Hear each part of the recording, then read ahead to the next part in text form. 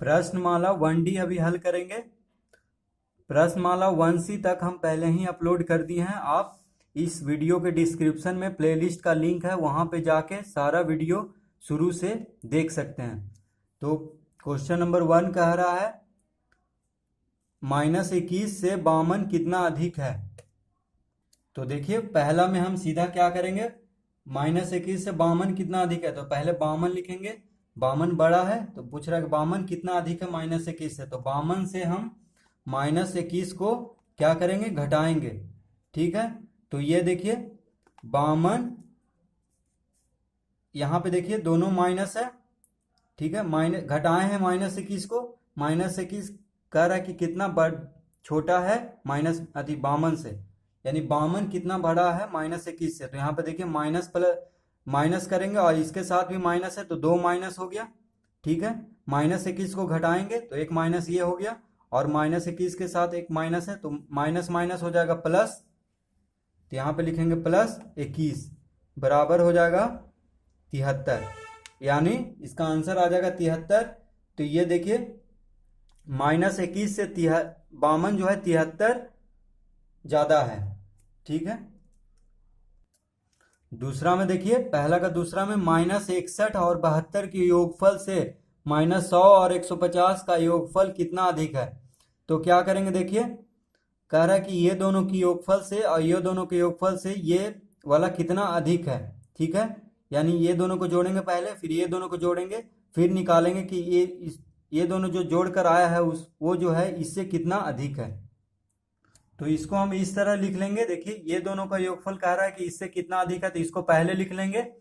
ठीक है, जोड़ देंगे और फिर बीच में घटाएंगे इसको, तभी पता चल जाएगा कि कितना अधिक है इसका जोड़ पे जो आएगा। ठीक है, तो यहाँ पे देखिए -100 और 150, 150 बड़ा है और 100 छोटा है, तो घटाएंगे तो 50 आएगा, वो भी प्लस में आएगा 50, क्योंकि 100 से 150 बड़ा है, प्लस वाला बड़ा है संख्या, तो 50 लिखेंगे। 150 में से 100 गया 50, माइनस देंगे, ये वाला माइनस यहाँ पे देंगे।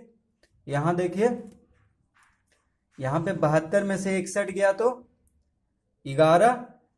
ठीक है, 72 वाला बड़ा है और 61 छोटा है, तो साइन आएगा प्लस वाला, +11, यानी 11 सिर्फ लिखेंगे। देखिए 72 में से 61 गया तो 11, चिन्ह आएगा प्लस का, क्योंकि 72 बड़ा है 61 से। अब देखिए बीच में माइनस था, तो 50 में से 11 गया तो इसका आ जाएगा 10 में से 1 गया 9, 4 में से 1 गया 3, 39 इसका आंसर आ जाएगा। इसका आंसर 39 आएगा। किताब में 38 दिया है, लेकिन 38 आ ही नहीं रहा है। हम बहुत बार इसको कोशिश किए हैं, आप लोग भी एक बार देख लीजिएगा। ठीक है,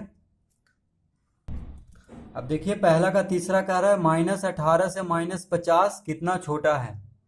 तो देखिए तीसरा में कह रहा है कि -18 से -50 कितना छोटा है। तो -18 यहाँ पे बड़ा है, तो -50 कितना छोटा है। तो -18 को पहले लिखेंगे, बीच में घटाएंगे। देखिए -50 को यहाँ पे घटाएंगे तो यहाँ पे माइनस का साइन देंगे, तभी पता चलेगा कि ये -18 जो है इससे कितना बड़ा है।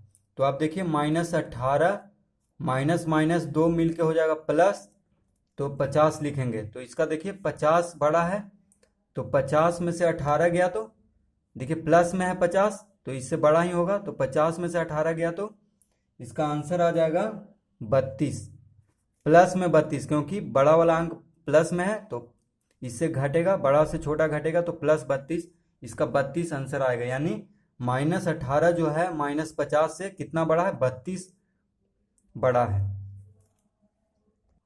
दूसरा का पहला देखिए, दो पूर्णांकों का योगफल -12 और +5 के गुणनफल के बराबर है। यदि एक पूर्णांक +30 है तो दूसरा पूर्णांक निकालिए। तो देखिए दूसरा का पहला में हम लिखेंगे पहला पूर्णांक प्लस दूसरा पूर्णांक बराबर, कह रहा है कि दो पूर्णांकों का योगफल है, इसके गुणनफल के बराबर -12 गुने +5 लिखेंगे। ठीक है, अब देखिए यदि एक पूर्णांक +30 है, तो मान लीजिए पहला पूर्णांक +30 हमको दिया हुआ है। ठीक है, तो यहाँ लिखेंगे +30, एक पूर्णांक दिया हुआ है, प्लस दूसरा पूर्णांक, ये हमको निकालना है। दूसरा पूर्णांक हमको निकालना है, तो दूसरा पूर्णांक को ऐसे ही रहने देंगे। पूर्णांक बराबर -12 गुने +5 कितना हो गया, 12 पच्चीस 60, प्लस माइनस माइनस माइनस 60 हो गया। देखिए 12 पच्चीस 60 प्लस माइनस माइनस 12 पच्चीस 60, ठीक है, माइनस में आएगा। तो अब देखिए यहाँ पे दूसरा पूर्णांक बराबर क्या हो जाएगा, -60। और देखिए दूसरा पूर्णांक को यहीं पे रहने देंगे, -60 इक्वल टू के बाद है तो वहीं पे रहेगा। ये जो +30 है जो बायां से दायां आएगा, देखिए इक्वल के ये बायां तरफ है तो ये इक्वल के दायां तरफ आएगा तो हो जाएगा -30, ठीक है, +30 बन जाएगा -30, बायां से दायां तरफ आएगा तो दूसरा पूर्णांक बराबर हो जाएगा -30, यहाँ पे लिखेंगे दूसरा पूर्णांक बराबर -90, -30 -60 और -30 क्या होगा, जुटेगा 60 30 90 और माइनस माइनस बन जाएगा प्लस, तो जुटेगा 60 30 90, लेकिन साइन रहेगा माइनस का ही।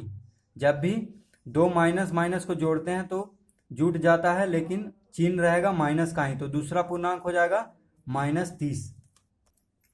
माफ कीजिएगा, यहाँ पे -60 और 30 जुटेगा तो 90 हो जाएगा, ये -90, ठीक है। 60 30 कितना होगा 90, जब भी दो माइनस में रहता है तो जुटता है, तो 60 30 90 हो जाएगा। और चिन्ह रहेगा यहाँ पे, ये 90 है, 9 है, ये चिन्ह रहेगा माइनस वाला, तो यहाँ पे -90 इसका आंसर आएगा। हम गलती से -30 कर दिए थे, लेकिन यहाँ पे आंसर आएगा -90, जुटेगा 60 30 90। अब देखिए दूसरा क्वेश्चन का दूसरा, दो पूर्णांकों का अंतर है -42 और इनमें बड़ा वाला पूर्णांक है 12 है, तो छोटे पूर्णांक का मान निकालिए। तो देखिए यहाँ पे दूसरा में छोटा पूर्णांक माइनस बड़ा पूर्णांक बराबर -42। क्वेश्चन कह रहा है कि दो पूर्णांकों का अंतर है -42, तो यहाँ पे देखिए माइनस आ गया तो हम समझ गए कि छोटा से बड़ा घट रहा है, इसीलिए हम यहाँ छोटा पूर्णांक माइनस बड़ा पूर्णांक लिखे हैं। क्योंकि ऐसे अगर माइनस नहीं रहता तो हम यहाँ पे बड़ा पूर्णांक माइनस छोटा पूर्णांक लिखते, ठीक है। तो जब भी माइनस कोई अंक के सामने आ जाए तो समझ लिया कि छोटा से बड़ा घटा है। तो यहाँ पे देखिए बड़ा पूर्णांक हमको दिया है, तो यहाँ पे लिखेंगे छोटा पूर्णांक माइनस कितना है, बड़ा पूर्णांक 12 दिया है तो 12 लिख लेंगे, अब बराबर -42। अब देखिए छोटा पूर्णांक बराबर, यहाँ पे बराबर है -42, और देखिए ये बायां बराबर के ये बायां तरफ है तो दायां तरफ इसको लाएंगे, इससे जोड़ घटाव करने के लिए, तो -12 बन जाएगा क्या, +12। जब भी इक्वल के इधर या उधर जाता है तो साइन उसका चिन्ह बदल जाता है। तो देखिए छोटा पूर्णांक बराबर क्या हो जाएगा, -42 में से 12 गया तो देखिए माइनस वाला बड़ा है तो माइनस का साइन यहाँ पे देंगे, ठीक है। तो 2 में से 2 गया 0 और 4 में से गया 3, यानी 30 हो जाएगा, इसका -30 इसका आंसर हो। देखिए तो -30 इसका आंसर होगा। हम चेक भी कर सकते हैं यहाँ पे रख के, देखिए -30 और -12 -42 होगा, तो हम चेक भी कर सकते हैं कि ये सही है कि नहीं, ठीक है। तो इसका आंसर कितना हो जाएगा, -30। अब देखिए तीसरा का पहला, दो पूर्णांकों का गुणनफल -144 है, यदि इनमें एक पूर्णांक -4 है तो दूसरा पूर्णांक निकालिए। तो देखिए यहाँ पे लिखेंगे पहला पूर्णांक गुने दूसरा पूर्णांक बराबर दिया हुआ है -144, ठीक है। तो पहला पूर्णांक एक पूर्णांक है -4, हमको दूसरा पूर्णांक निकालना है, तो इसके जगह पे हम -4 लिखेंगे गुना दूसरा पूर्णांक बराबर कितना है, -144। अब देखिए अब यहाँ पे दूसरा पूर्णांक हमको निकालना है, तो दूसरा पूर्णांक यहाँ पे लिखेंगे, दूसरा पूर्णांक बराबर -144 बटा -4। देखिए ये -4 भागा में क्यों होगा, क्योंकि यहाँ पे देखिए गुना में है बायां तरफ, तो इक्वल टू के यानी बराबर के दायां तरफ जाएगा तो क्या हो जाएगा, भागा में -4, तो इसको भागा में इधर कर लेंगे। अब देखिए इसको काटेंगे तो माइनस माइनस खत्म हो गया, जब भी माइनस माइनस रहता है भागा में तो खत्म हो जाता है, कुछ नहीं बचा, तो यानी प्लस हो गया ये दोनों। तो आप देखिए 4 से इसको काटेंगे तो 4 तिया 12 4 तिया 12, 2 इधर गया तो 24, 4 छक 24, यानी इसका कितना आ गया 36। यानी दूसरा पूर्णांक कितना हो गया 36। इसका आंसर हो गया 36। ठीक है, ये यहां पे कुछ नहीं है, बस इसका आंसर हो गया 36। तीसरा का दूसरा देखिए, 289 को कौन सी पूर्ण संख्या से भाग देने पर +17 प्राप्त होगा। तो देखिए यहाँ पे लिखेंगे 289 भागा पूर्ण संख्या बराबर +17 हमको लाना है। तो ये पूर्ण संख्या हमको निकालना है, कह रहा है कि 289 को किस पूर्ण संख्या से भागा देंगे कि +17 आएगा। तो यहाँ पे देखिए इसको क्या लिखेंगे, तो इसको देखिए 289 को हम यहीं पर रहने देते हैं बायां तरफ, और पूर्ण संख्या को इधर ले जाएंगे तो +17 गुने क्या हो जाएगा पूर्ण संख्या। ठीक है, देखिए यहाँ पे भागा में है पूर्ण संख्या, तो बायां से दायां की तरफ आएगा। देखिए यहाँ पे बराबर के दायां तरफ आया तो गुना में हो जाएगा पूर्ण संख्या। अब देखिए, अब 289/17 बराबर पूर्ण संख्या। अब देखिए +17 जो है गुना में है। ठीक है, +17 क्या है गुना में है पूर्ण संख्या के साथ, तो दायां से बायां तरफ जाएगा तो भागा में हो जाएगा। तो देखिए 17 से इसको काटेंगे तो कितना बार में कटेगा 17 बार में, यानी पूर्ण संख्या कितना आ गया संख्या बराबर 17। इसका 17 आंसर हो जाएगा। तो हम +17 में प्लस लिखे चाहे नहीं, बात बराबर है। ठीक है, तो बस भागा कर देंगे तो इसका पूर्ण संख्या आ जाएगा 17।